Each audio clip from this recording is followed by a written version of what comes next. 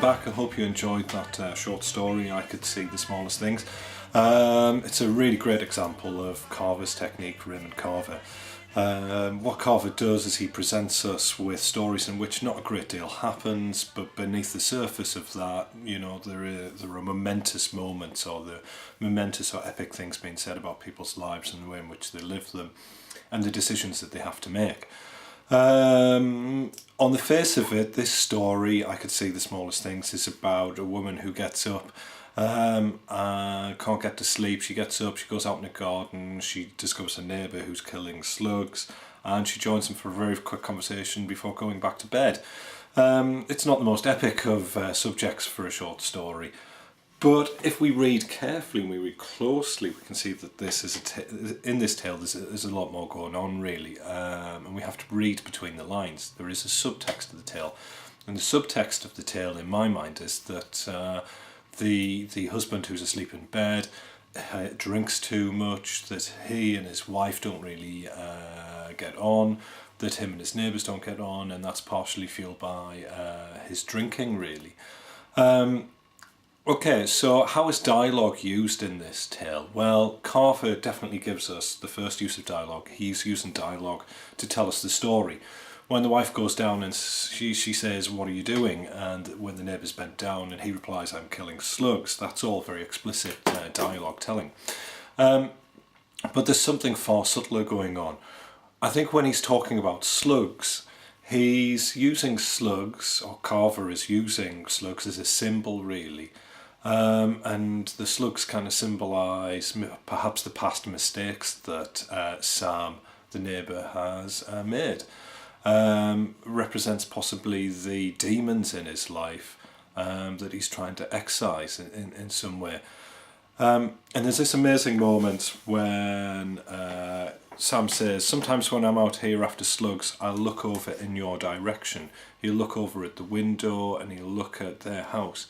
And the suggestion there is that actually that his next door neighbour has some slugs as well. Okay, there's another amazing moment where Sam turns around and he says, "I quit, you know," Sam said. "Had to. For a while I was getting so I didn't know up from down." Now, nothing has been mentioned of alcohol here at all before Sam says this.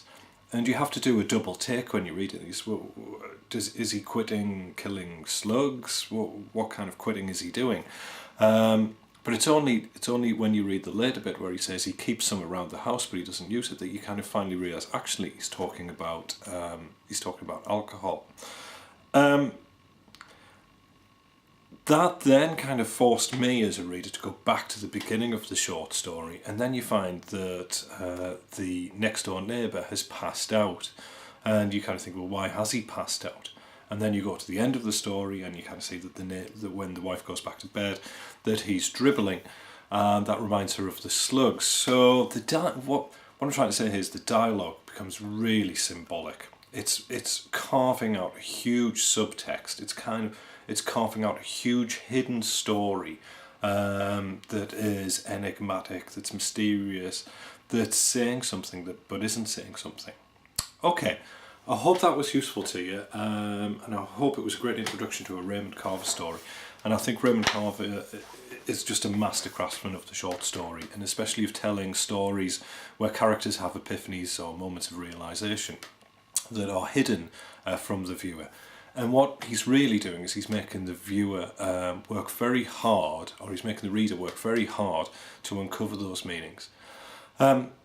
So in summary, what's going on with dialogue? We can use dialogue for three purposes. Okay, the first purpose is, just to remind you, we can use it to do a bit of explicit storytelling, to use it to show us what's happening, what the action is happening in the story, what action is happening in the story, what characters are doing, what they're about to do, explicit dialogue. Secondly, we can use dialogue to tell our readers about a character. What do they value? What do they find interesting? What's their relationship with other characters like? The third function, and this is the most difficult one, and I'll be really impressed if you manage to get this, is that we use dialogue to carve out subtexts, to kind of suggest things about characters and what they're thinking inside, without really telling the reader directly what's happening there. I hope you enjoyed the extracts, and good luck with the activities this week.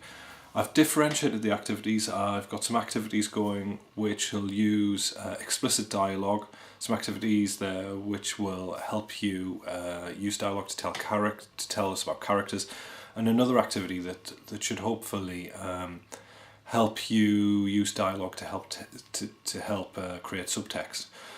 If you're struggling with those, please don't hesitate to give me an email, mark@getwriting.org, and we shall see you next week, where we're going to be starting our small scale projects. And I'll be emailing you with some more details about how we're going to go about those and the guidelines for those small scale projects next week. Good luck and goodbye. Bye bye.